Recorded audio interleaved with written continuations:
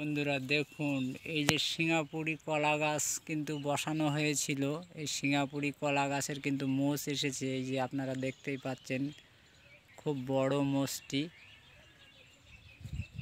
ঠিক আছে, খুব সুন্দর মোষ, কলাও খুব ভালো ছেড়েছে এবং ছাড়ছে। কলাগুলো দেখতেও হেবি সুন্দর, আপনাদের দেখানোর চেষ্টা করব। এই দেখুন, খুব সুন্দর কলার সাইজ, হেবি সুন্দর কালার, দেখতেও খুব সুন্দর সাইজ হয়ে উঠছে, রং চং ভালো। এটা সিঙ্গাপুরি কলা বলা হয়, সিঙ্গাপুরি। খুব সুন্দর সাইজ, দেখতেই পাচ্ছেন, খুব সুন্দরভাবে হয়েছে।